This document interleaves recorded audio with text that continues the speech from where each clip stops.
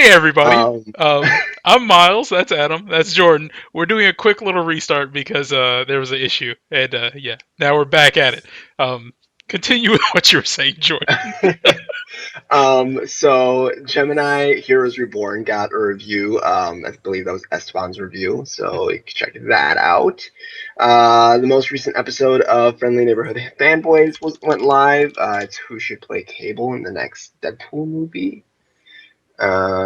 And some newsy stuff. Oh, Hitman Go also has a review up, so you can check that out too. Jesse posted that one. All right. Spoiler alert, Anderson Cooper was on that cable list, and we did not think he should play him. Really? I mean, I don't think he's buff enough for it, but like he has like the face and hair going on. Well, the But hair. he's not like an actor, though. This is also valid. Yeah, This is also very that's a valid. valid point. And since my little snafu with Spotify cut off the first part of that, Amanda Rainier wrote an unpopular opinion about Chrono Trigger.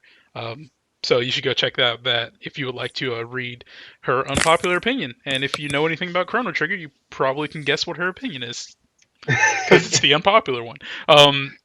But also, people, we would love if you all would submit some thoughts from nowhere for us. That's the topic of the show, essentially, or the question of the show, whatever you want to call it.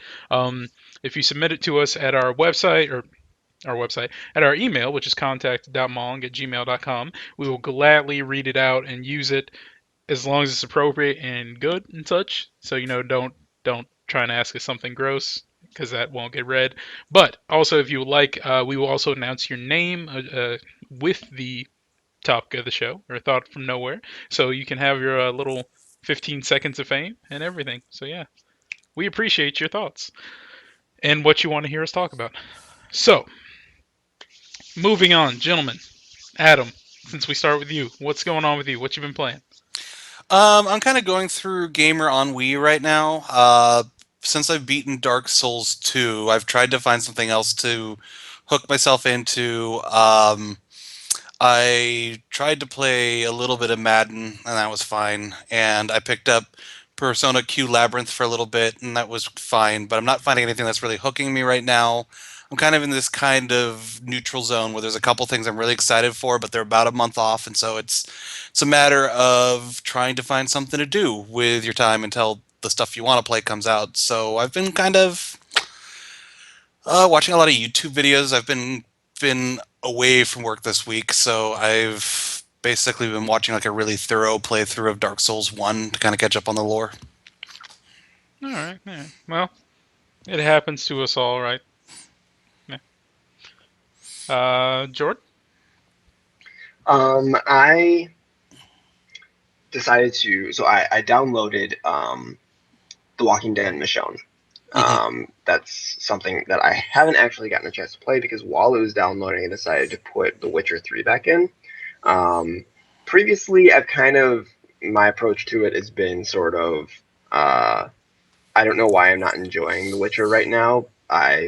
This is definitely something that's up my alley, and I'm not sure like what's going on. This most recent time I started playing it, I really got sucked into it, and I think it's just been the right time.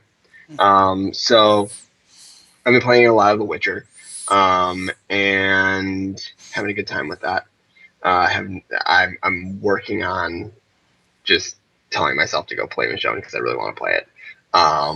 But I recently started up a new mobile game. Well, it's not a new game, but it's new to me. Mhm. It's I'm gonna mess it up if I don't look it up. A lot of people are probably gonna know exactly what I'm talking about. It's called Nico Atsume. Yeah. Yeah.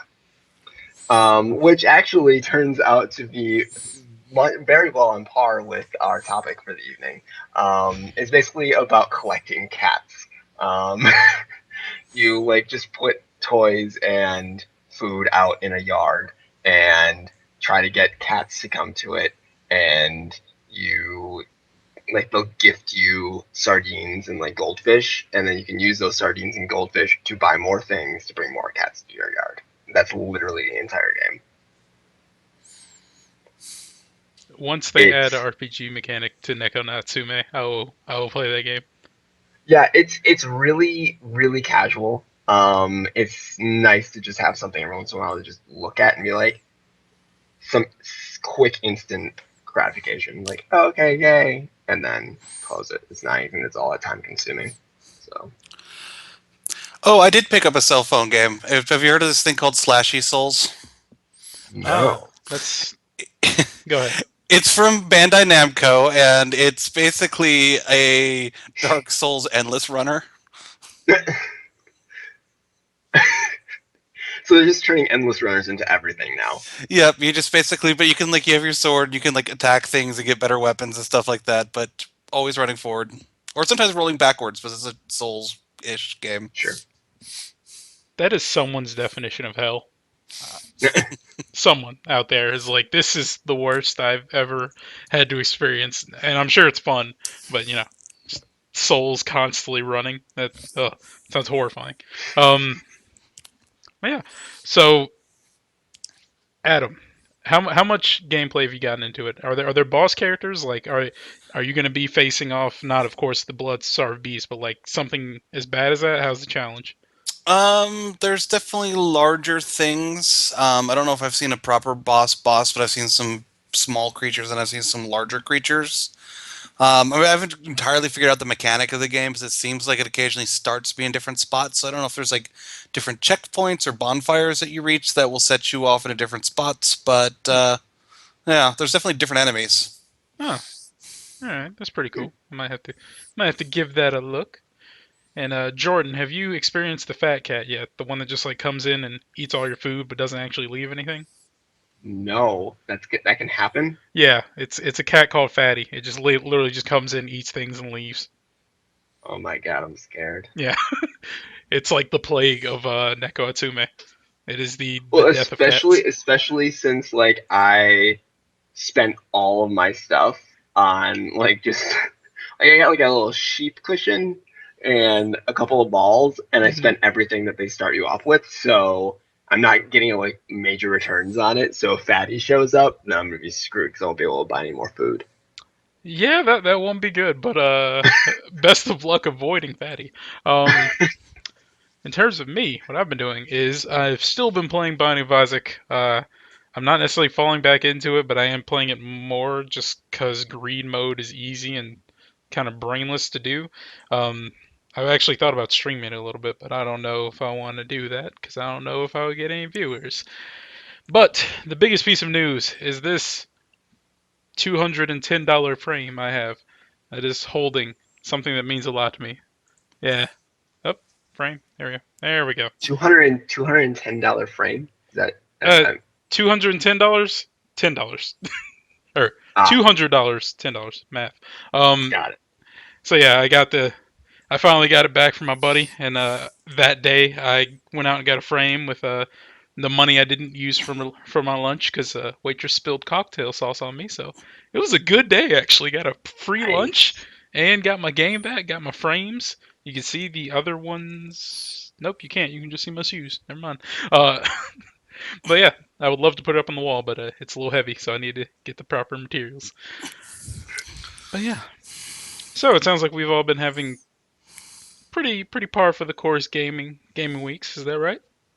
Yeah. Yeah, yeah, Not bad. Yeah. not bad, not bad. Yeah. So you know it hasn't been par for the course because it's been kind of exciting this week. The news from nowhere. Bum, bum, bah. So yeah, the news was actually kind of exciting this week. It's been kind of dull-ish for a while. Um, so I guess the first story, and I have four stories, so I'm gonna have to pick which ones I want to do. One of them is already picked. I'm just gonna go and start with that one. Oh my God! They announced Pokemon Sun and Moon. I I would scream if I were in this house alone. Are either of you like Pokemon fans? I'll probably pick it up. All right. I I am a Pokemon fan, but I'm more like old Pokemon fan. You're one of those people. I've played the recent ones Hmm. and they're fine, but I don't know. I'm one of the people that's like I don't like that there are more than 150 Pokemon because I don't know any of them anymore. That's valid. I'll give you that. Some of them are also really stupid, but Pokemon Sun and Moon has been announced, as I'm sure all Pokemon fans are aware of, and probably a lot of people who aren't Pokemon fans are vaguely aware of it. There isn't much news about it just yet, but the news is the bits of information that showed in the opening, not opening trailer, but the PlayStation Nintendo Direct that they showed was the game will be releasing in fall 2016, which is awesome if you ask me. So I don't have to. It's still a year, but I can like I can handle being jonesing for something for a year. Um, and they showed off an unnamed bird, which I assume is just going to be like the bird of the whatever region we're going to be in, because there's a bird for The every generation. legendary. Yeah, no, not legendary. Like how there's like Pidgey and Oh, yeah, Spearow. yeah, yeah, yeah. Yeah, all the like the little minor birds. There's like a new one for every generation. This is it was this generation's bird, I'm pretty sure. And I was telling one of my friends about it, and this is not news, people, so don't get excited. Also, I think I'm the only person in this room who actually will be excited about this if it's true. He said that the birds are usually based on what region the like areas, what area of the world the region is based off of, because all the regions are based on like France, New York, etc., etc. And this one kind of looks like a cardinal. You know where the cardinal is revered at, right? North, St. Louis. North Carolina. It's the North Carolina state bird. Oh, Yeah, I do not yeah. know that. I live in North Carolina. Fun fact. I'd be kind of happy if Pokemon came to North Carolina. It'd be kind of cool. Um, but anyway, yeah. So it's just it is always nice to see my old nostalgia love come back, and then realize I have to buy a new 3DS because I legitimately buy a new 3DS every time one of these comes out. Right. So yeah, it's awesome. Also, don't post links. It's really cool to see that they've announced it and that'll be coming out so soon. And I guess that's all we have to say about it. Because you know, if you guys have nothing to say about it, we can go ahead and move on. Well, no, no, no. I do actually. I mean, I'm kind of curious. So, my problem with more recent Pokemon games, the Mm, last one I got was Diamond, I think. And I liked it. It's just for some reason I'm not seeing where Pokemon is like not to, I don't intend to use this pun, but evolving. Like I'm not really seeing where it's going as a series. I see it just kind of reiterating the same points that it's made in the past and like adding a few new mini games. mm. Maybe that's just something that's um something that I would notice more of if I play the more recent ones, but that's just kind of my outsider opinion on it. And I'm wondering if Sun and Moon is going to, kind of try and revolutionize what it means to be a Pokemon game, or if it's just going to be another Pokemon game. I definitely understand where you're coming from. I was feeling the exact same back in Black and White. I think that I buy a new 3DS and pick up the game even if I'm not going to finish it, and that was the case for Black and White. But X and Y gave me a lot of hope, if I'm being absolutely honest. I'm sure I know I've talked about it on the podcast before, but X and Y had a story that kind of was tweaking towards not like overtly adult, but like a more mature storyline. It's like it wasn't it's just these jerks running around stealing Pokemon, or it wasn't. There's a lot of stuff in this game that is really kind of adult if you think hard about it or if you look into it. Sure. It was more like the main villain. Spoilers for a game that's 2 years old, something like that. Um, the villain was legitimately trying to kill all Pokemon, and he was very blatant about it. And there was a Doomsday weapon that goes off and destroys the city. So I was just, while I was playing Pokemon X or Y, whichever one I had, I was just like, this is kind of legit. I'm digging this. This is gonna keep my attention. The story kept my attention. I played through, got to the end, did a little extra stuff at the end, which is something I haven't done in quite a long time. But yeah, it was a very good sign of where this series will go, which I hope stays true in Sun and Moon. There's some good stuff to happen in that one.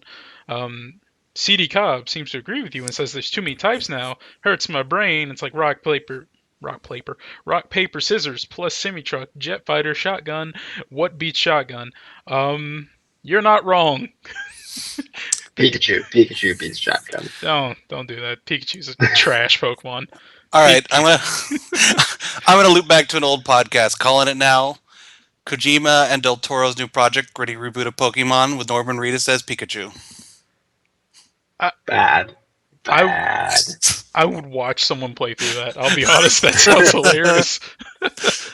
But Instead of cute like Pokemon, it'd all be like Guillermo del Toro like monster Pokemons. they've a lot of people have been drawing the Pokemon realistically, and I would love to see those in a game. It's nightmare fuel, but I would love to see it. Um, Especially like some of the actual hardcore Pokemon. Like I would like to see Drifloon, even though his design is so basic, drawn realistically, because it takes children and floats them off the hill. I don't know if you all have seen that, but yeah. No, I've heard that. Yeah. Yeah. And the one that has its like the face of itself when it was alive, which brings so many questions into this universe. Um, I'd love to see that one drawn realistically as well, because that just sounds like creepy Necronomicon type stuff. But yeah, this is good. I can't wait to see them reveal more Pokemon and see what's gonna be going on with this one. Moving on, Adam, what you got for us, buddy? The hype for E3 is already beginning, even though we're about 3.5 months away. Uh, Take Two CEO said, "quote unquote," "We will be at E3 2016 in a big way." The parent company of 2K Games and Rockstar Games, Take Two, will have a big presence at E3 this year. In an interview with MCV UK, Take Two CEO Strauss Zelnick talked about a slower 2015, saying, "Our holiday season last financial year was much more robust than our holiday season this year. Aiming to get to a point where their release schedule is strong every year," Zelnick added, "It's gratifying to be able to withstand and overcome the ups and downs in the release schedule with games like NBA 2K16, WWE 2K16, Grand Theft Auto 5 selling well in the previous quarter, but make no mistake about it," he continued, "we're utterly focused on bringing extraordinary franchises plus new IP to the market in a regular basis so that we have an interesting and diverse, powerful lineup year in and year out. While we are a lot closer to that goal than we ever have been, it still remains a bit of work in progress."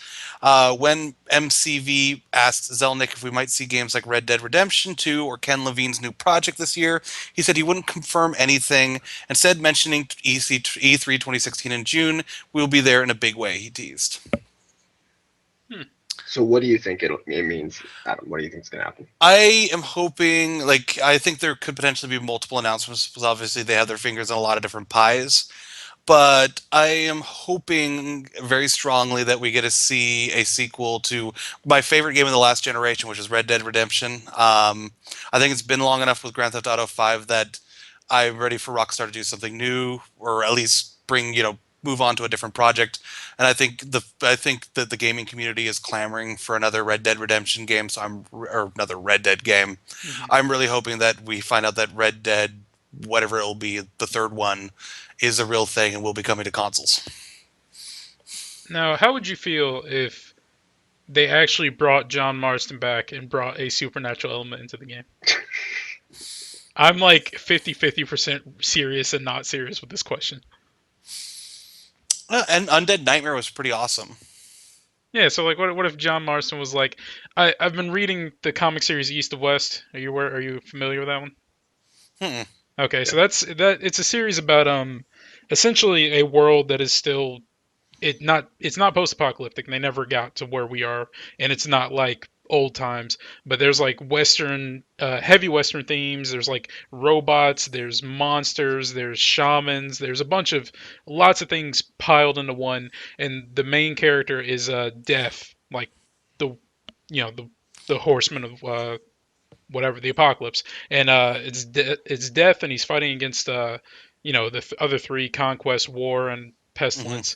And it's that series. I just imagine John Marston playing as Death, and or as Death, and of course he wouldn't be in in this situation. But I thought it'd be interesting. But what do you think about that? That sounds awesome. There's actually a role-playing game system called Deadlands. It's a lot like that, but Yeah. I've played some of it. It's a wonderful, wonderful game system. Mhm. But I could do Supernatural. Like, I think that as long as we kind of remain true to kind of like the overall tone and feeling of Red Dead, because I really think that Red Dead, even like Red Dead Redemption, had its creepy moments. Particularly, I don't know how well you gents know the game, but There's there's a quest line you do for somebody who quite possibly might be like the devil or the Grim Reaper or something like that, and it's really kind of filled with portent and kind of ominous tones. And the quest line actually ends up where, spoiler alert, where your grave actually winds up at the end of the game. Oh Oh, wow. Um, yeah, so Red Dead already had some really weird and creepy moments, and I think you could probably expound on that. Like I said, I just want another Red Dead game. I trust them; they can do what they want, but I think it would just just makes sense. They would make a lot of money off of it. definitely, definitely. That would be really cool to see. Cool. Or really cool to see all that like come to fruition. Another thought is, what if it was Grand Theft Auto 6? Hmm. Now, I think it's a little soon for that. I don't think that they've quite shaken off Grand Theft Auto 5 yet. this is true. I guess there hasn't even been any DLC for Grand Theft Auto 5, has there? Well, Not true DLC. There's been there we go. updates, but Yeah. not. Yeah, I Um, think it would be more likely that they would announce a full-fledged standalone DLC for Grand Theft Auto 5 before going to Grand Theft Auto 6. Possibly. I don't know. I'm looking at the timeline. Grand Theft Auto 4 came out 2008. DLC is released a year later. Grand Theft Auto 5, 5 came out 2013. So it's been 3 years. If they weren't a I feel force of your like side. I feel like they want to give that series a little more time to breathe, so, especially since it's been in the media so much, Mm-hmm. like since its release. Like a hardly 2 weeks goes by before you see like another update about the game or something that people have modded in the game, or just any little piece of news. I'm not sure that it's time to go back into Grand Theft Auto just yet. Um, at least not with like a actual new title. We'll have to see because they've released a new solid Grand Theft Auto every 4 years. I'm looking at it now. I never realized that. Hmm. Except for Grand Theft Auto 3 and Vice City were a year apart, but between San Andreas and Grand Theft Auto 4 it was 4 years. I never realized that. That's actually kind of interesting. Um, I mean, they also went from last gen to this gen with it too. Like mhm, they very true. ported it over, so that could also delay the timeline. Definitely, definitely. So you want to see Red Dead Redemption, Adam? Hmm. Jordan, you got anything you'd really like to see? I mean, I'd like to see Red Dead. That'd be cool. I think that that's one that a lot of people are ready for it to come back. Hmm. Um, I don't know. I really haven't put that much thought into it though, like to really think about their entire catalog and decide like what I'd like to see. Very Now, true. something the article did bring up too that would be cool is it would be kind of neat to get a glimpse at whatever Ken Levine's working on. Right. Definitely, Just definitely. something completely new. Come to find out, it's just Bioshock in an urban environment. All right. Well, yeah, I'm getting a little hyped for E3, even though I really shouldn't be because we got quite a few months before it happens. Yes, we do. I Uh, think I'd be more excited about a Ken Levine project than probably Red Dead, to be honest. Probably. Or just if they completely drop the ball and just announce Evolve 2. Like, Evolve 2. We're basing all of our money this year on Evolve 2. Uh, Evolve 2, this time with a campaign. this time you'll actually want to play. And Take Two, don't listen to Jordan. Just give me Red Dead, please. uh, speaking of listening to Jordan, we're going to actually listen to you. What's your story, buddy? So let's talk about what was released for PlayStation, or will be released for PlayStation Plus in March. These are our free games that we've got. For PlayStation 4, there's going to be Broforce, which I believe is a four-player co-op game. So that's very likely to be our nominee for PlayStation Plus You and Me this for March. So stay tuned for that. News. Then there's Galak-Z, which I don't know anything about. Do you guys know what that is? I feel like it's a bullet hell, but I'm pretty sure that's not right. Go ahead, though. Go. Then there's the Last Guy for PlayStation 3, which is a pretty cool game. Like the last guy on Earth, and you like kind of like travel around and like are trying to escape zombies, and I think like pick other people up and save them, if I remember correctly. Um, Top down thing. It's kind of interesting. It's fun. Super Stardust HD, and then for Vita, there's Flame Over and Reality Fighters. So 6 games in all, and it looks like they're none of them are cross-buy or anything like that. Which is, I believe I heard it was like this is the first time that's happened in a very long time. But Really? apparently Galak-Z is a, if I just put it into Google, it says a shooter game, roguelike, single player game. It's very pretty, if nothing else. But yeah, it looks like you're flying around in maps and you've got objectives and junk. So, yeah. That will probably not be the PlayStation Plus you and me of this month. We can No. go ahead and say that. What do you guys think of this listing? I'm personally not excited. I also don't have PlayStation Plus anymore. But even if I did, this might be a month for me to skip. I'm excited because it'll be the next edition of Mong's hottest new video series. Yeah, I feel the same way. I mean, like I didn't vote for Broforce. In the that was I think the one that won for the Gamers Choice, whatever they're calling it. But like I can definitely see how it might lend itself to our antics for our stream, so that'll be fun. The other ones, I mean, I don't have the PlayStation 3 anymore. Otherwise, I would have, had I not already gotten it, gotten The Last Guy and Super Stardust HD. And the Vita's ones, I don't know.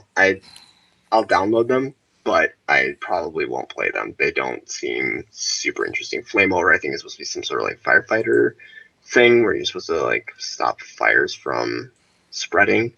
And then Reality Fighters, I know nothing about. Flame Over sounds kind of cool. All right. Yeah, Well, I mean, they sound like good games. It's just like I would rather be spending my time on other things. Mm-hmm. so the one good thing I'm seeing about Broforce is that it pretty much has every action hero you could think of in it. And I'm talking about like legit, like these are licensed characters like Judge Dredd and the Predators in here. Ash from the not Walking Dead, Evil Dead, and everyone else is in here. Terminator 2. So here's a question for you two: which character would you want to play as? I'm pretty sure if you just name someone from an action thing, he's probably in here.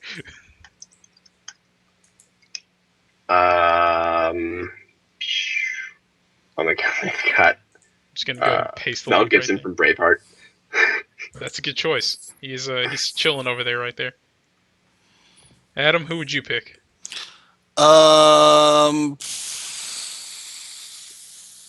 I will pick uh, Jack Burton from Big Trouble in Little China. Two very good, kind of obscure picks. No. Oh god, no, there are a couple good ones here. Okay, so either the Broad, which is supposed to be the bride from Kill Bill, or Ellen Ripbro. Ellen Rick, bro. This is a nice game. Yeah, Rocketeer is in here. That's a callback to old times. I would probably have to go with Judge Dredd. He's not even that great of a character in my opinion. I just like his outfit. But I think it's cycling back to me now. So let's see, which story do I want to go with now? So many to choose from. There are so many to choose from. I shouldn't have done this to myself because now I'm actually having trouble picking which one. Let's go to this one just because I thought it was hilarious, even though I'm pretty sure it's been covered to death. That's a good one. Yeah.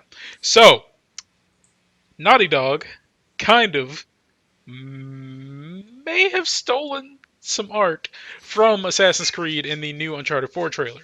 Naughty Dog has admitted it to use Assassin's Creed artwork in its new Uncharted 4 trailer and explained it was all an honest mistake. And I quote, "In our eagerness to get the story trailer out, we made a regrettable mistake and didn't thoroughly vet the artwork used for an in-game painting," the developer stated in a new blog. We've already updated the trailer. We hold all artistry in high regard and take full responsibility for having allowed this to happen. Excuse me. We want to sincerely apologize to everyone at Ubisoft, the Assassin's Creed team, the original artist, and our fans. There's an updated trailer you can watch. The original trailer had artwork that was in Assassin's Creed 4 Black Flag, and of course it was spotted by one of the Ubisoft Montreal employees. I am not going to try and say that first name, but Aymar, Aymar. They're they noticed it. So they wrote, "I get the thief title now." Honestly, I thought that was intentional. I thought that would be like a little jab from Naughty Dog because that's a genius way to like promote a game about a thief. Even I, I feel like they should. I understand why they owned up to it like they did, but I feel like they should have just been like, "Aha! It was intentional. We meant to do this because Drake's a thief. You see what we're doing here?" I, as someone who has done art, I completely understand how art theft feels. That sucks, but it. I just thought it was hilarious. I thought that was just neat. From what I understand, there hasn't been any comment from Ubisoft about this yet or at all. Hmm. Um, I don't see one in here.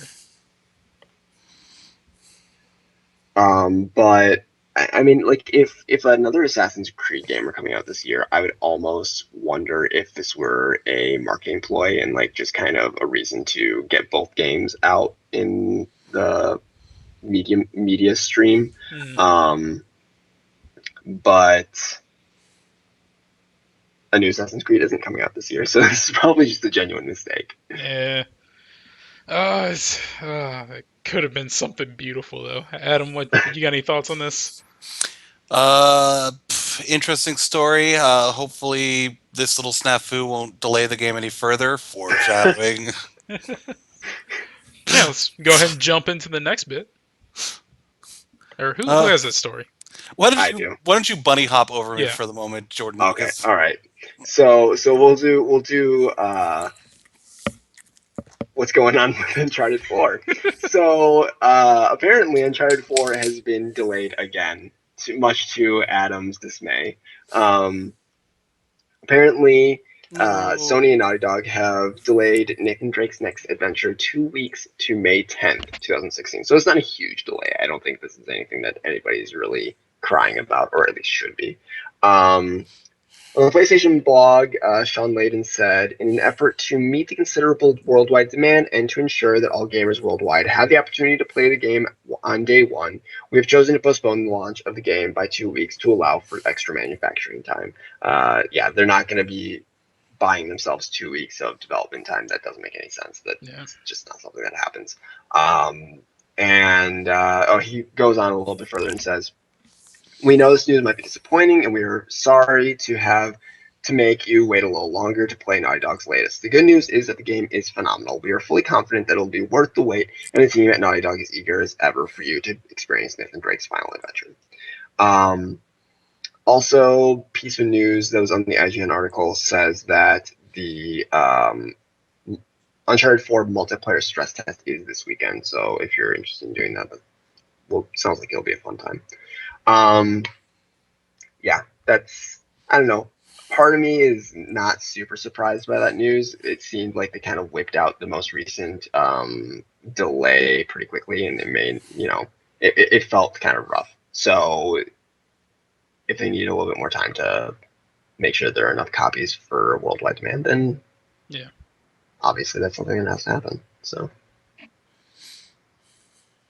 I believe there was another delay that was far more there important was than this another one. delay, one that's actually a little bit more substantial. We're not gonna go super in depth on this article because it talks about a lot of crap that isn't the topic. But the biggest part of the news is that Mass Effect Andromeda has been delayed from its original holiday 2016 release date into Q1 2017, according to EA CFO Blake Jorgensen. He was speaking at Morgan Stanley's Technology, Media, and Telecom Conference via NeoGAF. And he said something about EA's Mass Effect game coming out in fourth quarter, which EA's fiscal year ends March 31st, so the game could launch sometime between January and March 2017. Um, I'll read this block quote and not read anything else. It says, "We've got a great year ahead. We've got our Battlefield first-person shooter game coming in the third quarter, and our third-party title that Respawn, our partner, built. It's called Titanfall. It's the second title that they brought into the brand. Both of these are first-person shooters and will be targeted around the fast action driver shooter market, as well as the strategy-driven market in that quarter. We have our Mirror's Edge Runner game this fourth quarter, and then we have Mass Effect, which is a sci-fi action game in our fourth quarter. So big year ahead, and we're pretty excited." It seems like there's a lot of things that are in that quote that are kind of trying to bury the fact that Mass Effect is getting delayed, and that they've got other things, but not other things that I think are going to be nearly as heavy hitting as Mass Effect will be. So, with this news, Myles, what's your new most anticipated game of 2016? Pokemon Sun and Moon. Considering I'm going to be buying a new console for that. Right? This makes me sad because like now I want to know more, and now I have to wait longer, which makes it all the more painful. Why you keep doing this to me, Mass Effect? Adam, you got any thoughts on these delays of two wonderful games? My spirit has been broken by so many delays at this point that I just kind of quietly sit here and take it. That's really Now, sad, Adam. it didn't seem like this was actually technically a delay. It sounded like it was more of a slip up in messaging. I think they said 2016 originally, but now they're saying, oh no, it's gonna be like Q4 of our fiscal year, so not 2016. I, So not so much like we're delaying the game, but no, we actually meant this. I don't like it. I hope he just misspoke. Also, I don't remember them. When did they announce a new Battlefield game? Um, Isn't that the one that's supposed to be a like they're thinking into World War I setting, or is it something else? I thought that was Battlefield. I don't remember hearing about a new Battlefield Yeah, game at all. news recently came out that Battlefield is going to be maybe a World War I setting. That Mm-hmm. sounds awful. I don't want that to happen. Uh, Personally, I think the world wars have been done to death and can stop being done. But at least they still got Titanfall and Mirror's Edge. So there's that. Yeah, Yeah. so let me just read this real quick. Retailer slip up suggests Battlefield 5 will be set in World War I. Hmm. On a Swiss Games retailer, World of Games online store, might have just clued us into the particular blah blah blah. The original listing in German summarized Battlefield 5 as German in World War I, and which literally it translates to multiplayer tactical shooter in World War I. I think that they have since removed the post, so it's unclear if it was a typo or something that wasn't supposed to be released or something that's undecided. Okay. I don't know. World War I, I'm interested in it. I think that it's. I don't think anyone's done World War I before, just because it would be a really different type of combat. I think World War II was done to death, True. but one was very um, I don't know, Valiant Hearts. Valiant Hearts. Oh, yes, Yes. I meant a first-person shooter. I Excuse know. me. I really want to see somebody take a good hard swing at Vietnam, because it seems like that'd be a really interesting environment and story to tell. Mm, That's true. That's true. Um, There was a Medal of Honor game set in Vietnam, maybe. No, Medal never mind. of Honor. Oh, okay. I'm misremembering that. All right. Um. Yeah. Yeah. I guess it's true. We haven't had a World War I game, so at least it's not World War II or World War III. So Right. Yeah, I'm kind of yeah. getting at this futuristic stuff. It's kind of yeah. Yeah. I kind of feel like if you're gonna have future, it just needs to be in the future at this point. It Like needs it. it needs to just be Mass Effect Andromeda. Yeah. They just all the people that are making futuristic warfighter games just need to team up and make Mass Effect, and Right. still have it have the good mechanics that like people really loved from the first one. So Adam, what is your second story, my friend? It looks like the long-awaited game No Man's Sky is going to be open for pre-order starting tomorrow, and it looks like the price point may have been leaked. Pre-orders for Hello Games' ambitious space game No Man's Sky will open on March 3rd, according to a listing on the PlayStation blog today. This information has since been removed from the page, but not before GameZone was able to capture an image below. Interestingly, the listing said out March 3rd, while the other pre-order games, Doom and Homefront: The Revolution, did not include this wording. And it's possible the inclusion out 3.3 was a mistake, but the post has been updated to remove all mention of No Man's Sky. The removed post also revealed that No Man's Sky will be a $60 game. Before this, Hello Games had not mentioned a price point for the game. In terms of official release date, Hello Games said at Paris Games Week last summer that No Man's Sky will launch in June 2016. It will come to PlayStation 4 and PC on the same day. Previously, the game was expected to launch first on PS4 as a timed exclusive. If No Man's Sky pre-orders do indeed open on March 3rd, we will report back then with further details. I'm not sure how I feel about the price point yet, because I kind of need to know. I need to see a little bit more because I'm really hoping they're not trying to ratchet it up to a $60 game simply because they've got a really interesting game mechanic at core. Hmm.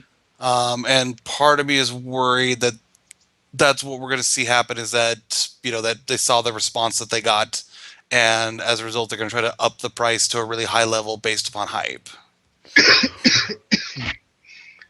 um, I I don't really know where the not $60 price point kind of came from on this one. It for me it's always felt like a full game. Like it seems like something that's gonna require a large investment of time.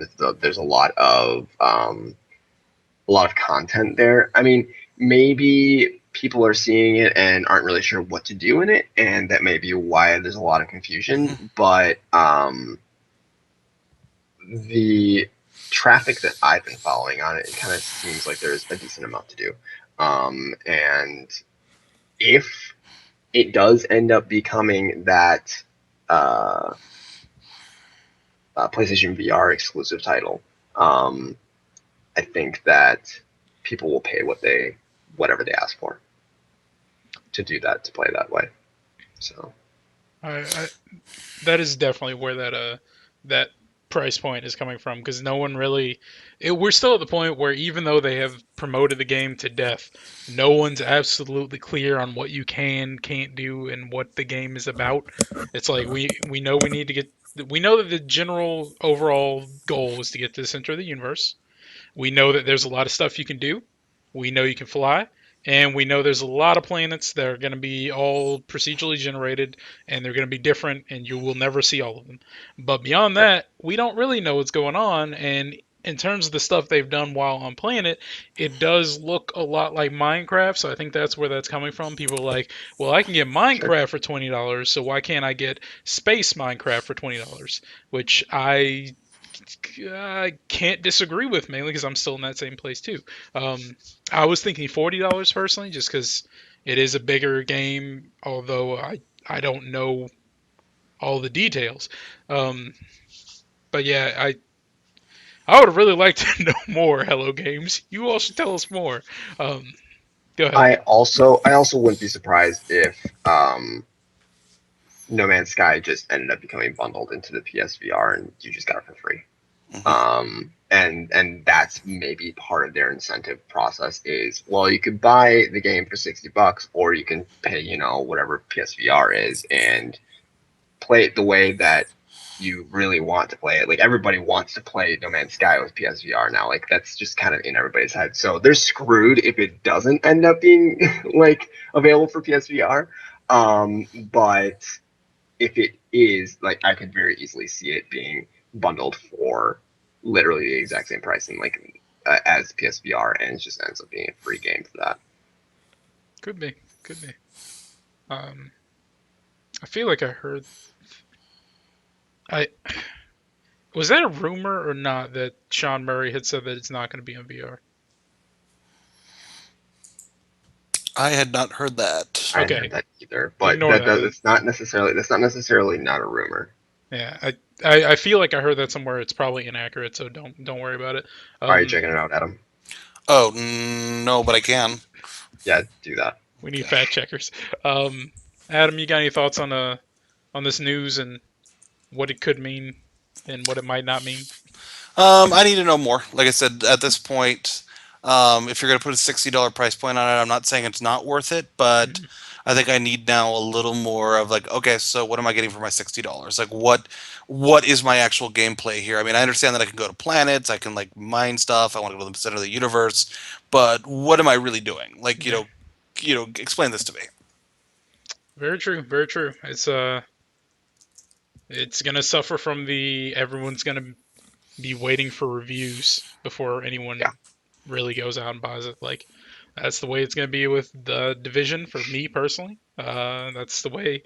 Even though I'm extremely excited for No Man's Sky, not that excited about Division, I'm definitely going to wait for reviews just so I'm like, I understand it's big. Does it work and is it good? Because just having a giant game does not make it good, unfortunately. If so, there'd be a lot of okay games out there.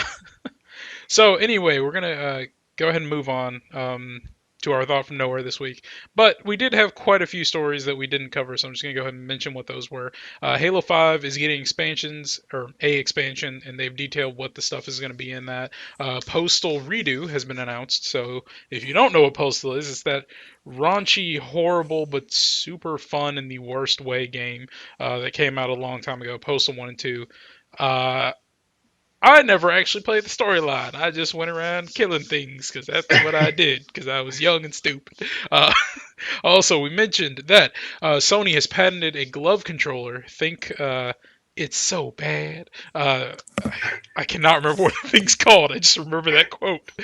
Power The Power Glove. Glove. Thank you. And last but not least, Dark Souls 3 got a super expensive collector's edition of the strategy guide.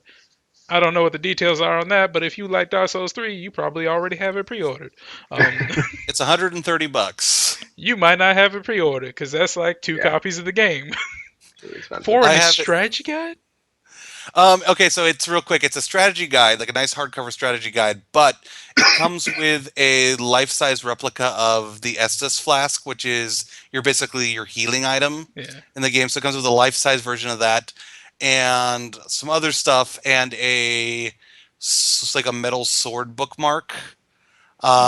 I have it on pre-order right now. Whether or not I get it or not, I'm not sure yet, but I definitely made a point of pre-ordering it simply so that if it's sold out in a second and I wanted it, that I had it.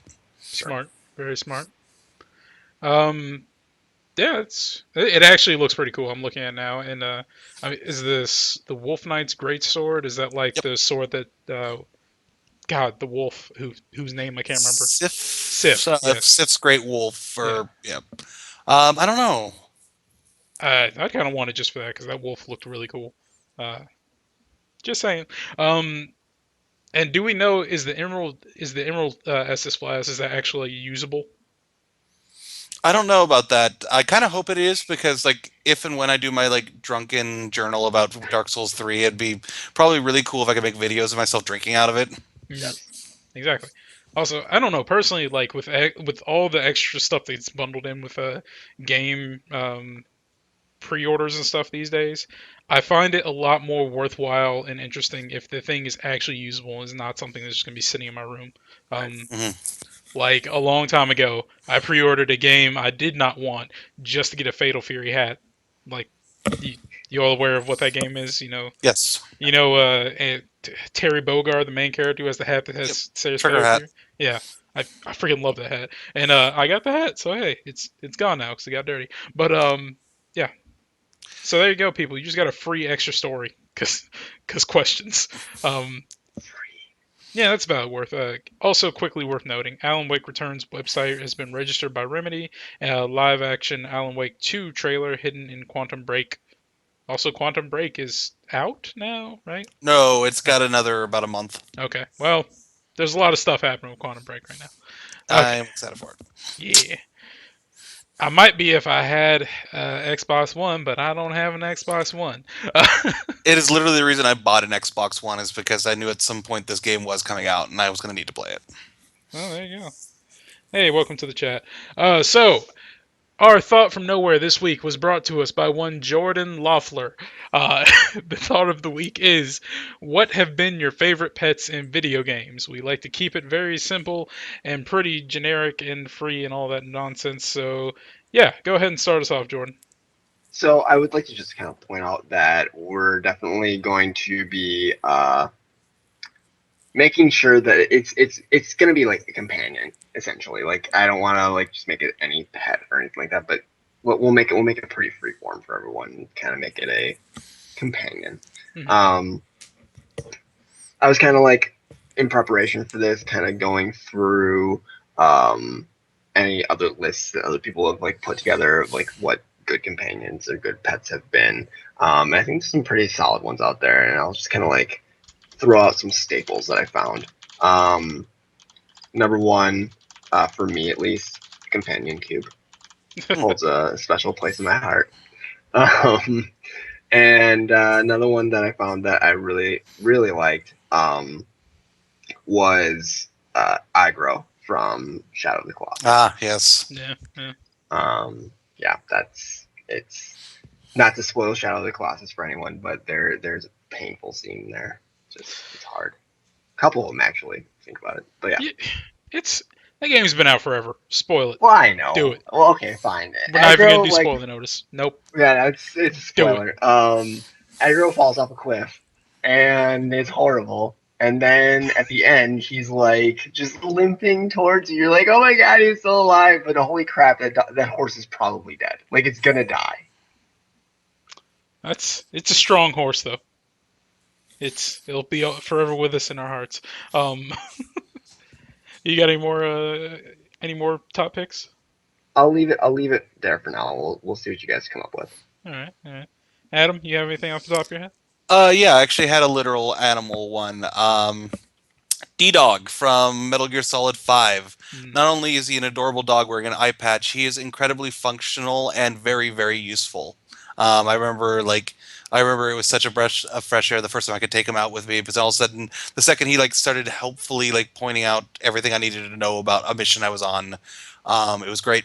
And he can hold a knife in his teeth and kill people with it. He's pretty much like the perfect companion animal. Yeah, dogs with Yeah, knives that was always that was cool. that was a top pick for me as well. Like I really really like DD. Very nice, very nice. Um, I did not know we were gonna broaden the topic, so I feel like I have way more answers I'm now. sorry. I thought of that afterwards. Um, hmm. I am thinking. God, I don't even know now. I'm gonna say what my least favorite pet slash partner slash whatever is Dom in Gears of War One. If you are playing Gears of War 1 solo and you have Dom, well, you have to have Dom. His AI is the worst thing you will ever see. He died so frequently in situations where he could have survived easily, and it would make me start over things. I'm just like, you're the worst, Dom. I hope you die, Dom, but I hope you don't die, because if you die, I have to start this over. As for my favorite, I don't know. I was gonna say the Chow, just because like honestly, like handling the Chow, once you know what you're doing, if like you're trying to hit a certain one, like if you're trying to get a certain Chow, and I'm talking about the dudes from Sonic Yeah. Adventures Yep. and such. Yep. Pretty much like if you as long as you know what you're doing, it's kind of like a zen thing to manage them when you go into their gardens and stuff. Like I remember being up at like 3 a.m. with my friends because we were trying to get like at least one of the like super dark chow and one of the super light chow, and we just like stayed up and just kept like managing our chow until we finally got them. And we all passed out, but it was just like eh, they don't really do anything, but they're fun. Okay, a human one. Elizabeth from Bioshock Infinite. It was really, really nice to Yeah. finally have a game where you had to escort somebody around, but you didn't have to worry about them dying or falling off a cliff or any number of things. It was cool to actually have a companion that would give you ammo and do useful things. Yeah, Somebody did the escort mission right, yeah. which is good because the game is like one long damn escort mission. This is very true. Escort missions are the worst, except for when your duder knows what they're doing. I'm Um, looking at you, Resident Evil 4. yeah, and from the chat we have CD Cobb sounding in with the Hound from Dragon Age Origins. I named mine Barkspawn personally, and then Grunt from Mass Effect, who's also a very good pick, but I would probably choose Rex. Oh, we could probably spend an entire podcast just talking. I think we have spent long periods of time talking about Mass Effect companions because they're all pretty A plus. Yeah, yeah. I'll go ahead and say that like I was in Mass Effect 3, and spoilers. There's a point where if you have not done things correct, Tally will commit suicide depending on the decisions you make. Hmm. I stopped playing immediately. This is not my like second playthrough. I had never played through the game. I stopped, deleted my save, went back to the first game, did everything right, and then played through, and kept her alive and everything. So that was she's obviously one of my favorites. And Rex had a very similar situation where there's a point where he can die, like Ashley Williams or Caden Malenko. I think it's Ashley. Ashley will kill him because he's getting a little rowdy without like your permission or anything. She'll just shoot him in the head. And I immediately stopped, went back, saved Rex, and went ahead and killed Ashley when I had the chance because I was like, you don't shoot my best buddy and live. So yeah, those are clearly like in terms of companions, those are my top two. Cool. And Iron Bull, just 'cause he's hilarious and looks like a badass. Oh, the bull's amazing. And Yeah, he's voiced by Freddie Prinze Jr., which makes it Right. that much better. yeah, I was really surprised by that. Like that dude has a really good range. You know, okay, interesting fact simply because we're here. Like Freddie Prinze Jr. disappeared kind of from the acting scene for a while. You know what he was Yeah. doing during those years? He was a writer for the WWE. I kid you not. I am serious as a heart attack. That is a true fact. Oh Wow. god. What is can we talk about the WWE for like 2 minutes? Have you all Uh, seen what's been going on? which part? Like I said, we talk about it plenty on Fan Voice. Okay, well, I've not been keeping abreast of everything with the WWE, Okay. but I've heard that was it Triple H or was it someone had a beef with Stephen Amell, and Stephen Amell was like playing Oliver Queen for the wrestling match? Okay. So yeah. There's this dude named Stardust. Yeah, Stardust, that was it.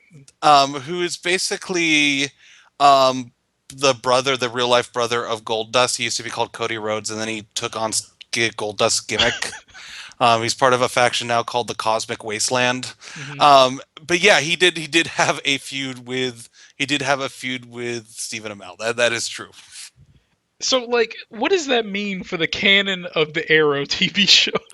Well, I don't think he was wrestling as Oliver Queen. I think he was wrestling as Stephen Amell. Okay, all right. I saw he had the outfit on when he did. He have the outfit on when he wrestled? You know, I believe it or not didn't see that match. Actually, I had to leave early on the pay per view. That was that but I haven't seen pictures of that. But it wouldn't shock me that he was dressed like Arrow. Okay, I thought that was actually supposed to be like a thing that it was Arrow versus a wrestler, and I'm just thinking in the back of my head like that's an uneven match, yo. Arrow should definitely win that. And then also there was the thing with the Terminator that happened. Um, The Terminator. Oh shoot, you mean WrestleMania? Was it? I don't know where it was. I just know there's been a lot of crazy crossovers happening with wrestling as of lately. Well, okay, so okay, the Terminator thing. Hmm. Terminator was a pre-order character you could get in the latest WWE, Hmm. but there was also some connection that at WrestleMania last year, which I was actually at live, believe it or not. They had Arnold Schwarzenegger going into the Hall of Fame, and so they gave Triple H like a friggin' Terminator entrance for his match against Sting. Like Okay. literally, like when he was about to come out, like T800 skeletons came up from the floor wielding guns, and he came wearing a like weird like T800 skull helmet, and he had like in his hands like a like string of like T800 skulls that he carried to the ring with him. Okay.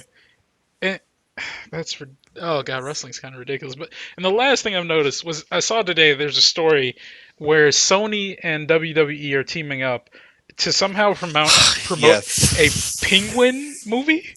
It's a sequel to the Penguin movie Surfs Up. It's Surfs Up 2, where I guess like the penguin that wants to surf needs help from a Yeah. legendary surfer penguins played by like John Cena, the Undertaker, who's a penguin with a giant coffin surfboard. May I add? Because I've seen the pictures of this. Oh. Um, yeah, that is a thing. They've also recently crossed over with both Scooby Doo and the Flintstones. I should probably mention, and the Arrow thing, while a little bit odd, is not unprecedented. There was one time, like back not in the WWE but in WCW, where Sting teamed up with RoboCop. Okay. All right. That's enough wrestling for the podcast. All right. You all just got learned a little bit on the wrestling history of crossovers. Um, so yeah, gentlemen, we've given our favorite pets and companions. I need to change the title of this one. Is it Canon Scooby Doo? Yep, Scooby Doo. I don't know. Oh, I forgot all the wrestling moves. I used to really be into wrestling. I He just wanted to throw out a couple of honorable mentions real quick go for for it. the pets. Because there's some staples that we missed. Um, there's dog meat that showed up on a lot of lists. Hmm. I think he pales in comparison to Dee Dee, but that's just me. Um, Yes, he Ipana, does. Oh, oof. Ipana Mm-mm. from Zelda is on there. Yoshi, technically, I guess. You kill so many Yoshis. um, there was one that I need to find real quick. Pikachu. No, we're not counting Pikachu. He's not a companion in the video games. I guess he is. Technically, all Pokemon are pets, aren't they? There Yeah. was like Lamar, I think is his name from Half Life. Is that like the? Are you talking about the one head crab or something? Okay, I know there was Dog from Half Life. I don't know about Lamar though. Did it finally give up? Okay. Uh, we're gonna go ahead and close it out here. Um, if you're wondering what's happening, Jordan's headset has finally run out of batteries. So, it has been a fun podcast. Episode 114, as you all know. Our schedule is to record late on Tuesday nights and put it out early on Wednesday mornings. Oh, we were all scheduled this week because of power outages. So I'm a little confused right now. Ignore that part. Um, you can email us at contact.mong@gmail.com. That's where we would love it if you would send in some thoughts from nowhere. We would love to know what you would like to hear us talk about, free form, and just when we're just shooting the breeze and all that. You can find us, our Mong Twitter account is at mong.com. The dot is spelled out. You can find us on YouTube at Mong Network, which is where we put up all the podcasts, which are this podcast, Friendly Neighborhood Fanboys, as well as do is PlayStation Plus You and Me? No, that goes up on our Let's Play pod or YouTube account, which is Middle of Nowhere Gaming Plays. Our Twitch channel, which is where you should be when we're recording live, so you can talk to us and enjoy our time with the chat and all that, and hopefully not be somebody that we have to ban. Is Mong Plays. That's where you can find our Let's Plays. Well, That's where you can find us if we're streaming live or if we're putting up this podcast. And other things, because lots of things happen here. You can also find us on Facebook, Tumblr, and Instagram. Just look up Middle of Nowhere Gaming Plays or Mong, whichever. Check out our website, which is, of course, middleofnowheregaming.com for all our latest editorials, news, reviews. If you want to find our faces, our beautiful bios, see who writes for us, and all that good stuff. Also, if you want to be awesome and help us keep the lights on, because this stuff costs a little bit of money, you can find us on Patreon. Just look up Middle of Nowhere Gaming. Last but not least, you can find me on Twitter at Furious Milk. You can find Adam at Fanboy_Adam. and you can find Jordan at JL underscore Lord. Yeah. Oh no, we're good. Oh, okay. I did not know you had another mic. So, anyway, it has been a fun time, gentlemen. It's been a fun time, everybody in the chat who stuck around with us. We appreciate it. And we hope you have a wonderful week. Mong. Mong. Oh. Have a good time, folks.